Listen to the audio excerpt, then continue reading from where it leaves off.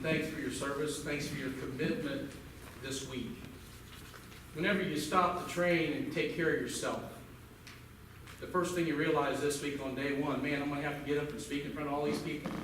And I know you lost sleep over it. Some people would rather get in a pit with a bunch of snakes than to speak about themselves. So I won't keep my 2-hour talk that I was going to talk that Gene warned me. I'll keep it short. But along this journey, the most important story, the most important journey is yours. No one has your story. Whether you served in combat, whatever reason you went in the military, if you're a military spouse, nobody has your story. The most important story is your story. No one else has it. One of the things that I've had in my favor for 20 years is being around veterans. I love veterans. Why? Because you can learn a lot from a veteran. You can learn a lot about their stories, the heartaches, the pain. So I thought I'd just share some things that I had an interesting thing happen this week.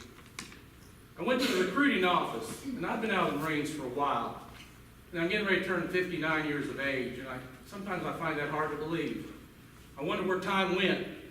Where did time go by? And I saw this young sergeant.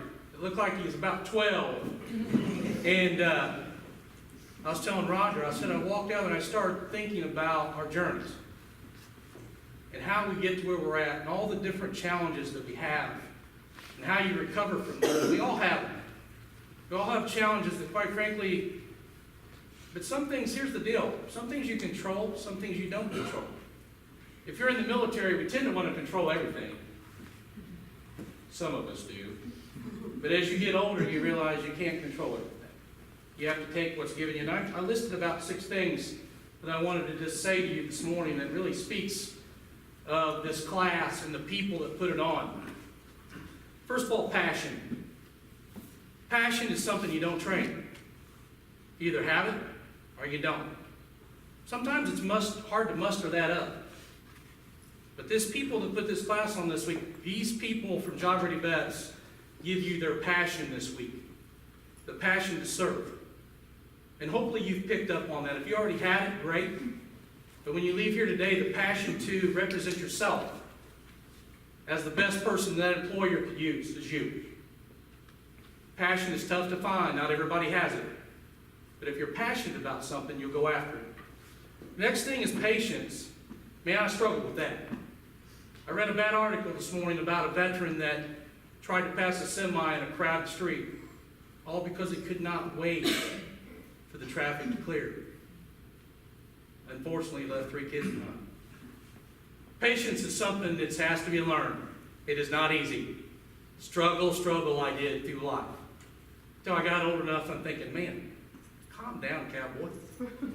You don't need to push the limit on that. The next one would be respect.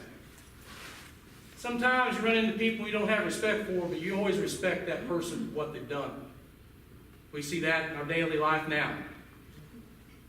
Have respect for the other people. Have respect for each other. It's funny when we each see each other. I see people today I hadn't seen for a long time. We just picked up where we left off 15, 20 years ago. That's what veterans and people associated with veterans have happened. How you doing? Great. How's the wife? How's the kids? It's respect level for each other. Oh, they always harass Marines. I don't know why that happened. Then laugh. You know, growing up in the military and being a little intense at times, my wife was reminding me, hey, take time to enjoy life. 4 grandbabies. You can't pull anything over on them. Take time to laugh. You stopped the train this week to take care of yourself. When you walk out of this class today, take time for yourself and laugh a little bit. I have a group of people here from the appeals team, and when I hear them laughing, I laugh. Because one of them has a distinct laugh, and I won't point him out. I won't point him out today. When I hear him laugh, it makes me laugh. It's because we can find a lot of things to be proud of. And then cherish the moment. This is not just any day. This is your day to become an alumni of one of the most impressive organizations. It's in the United States. It's called Transition.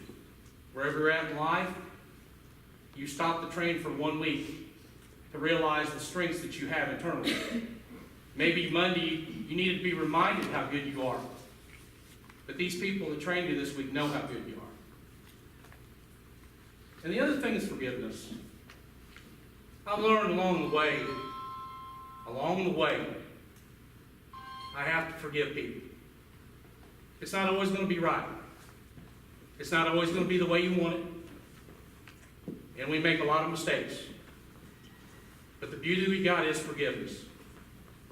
So as you meet and go into a new job today, when you sit there and they ask you, why should I hire you? Promote yourself. Just like Mike used to have you stand up, him and John, and on your morning, hey, tell me about yourself. And at first, it didn't come clear. It was confusing. Now you're doing it in your sleep. But how you really make the impact on the next person that you sit across from is the core belief in yourself. I could be the best employee you got, and this is why. I'm loyal, I'm trustworthy, and I'm here to make your company better. That's what they're looking for. Somebody with a confidence and a quiet passion to make a difference. I sincerely appreciate the opportunity to speak to you this morning. I congratulate you on this day, and good luck in the future. Thank you.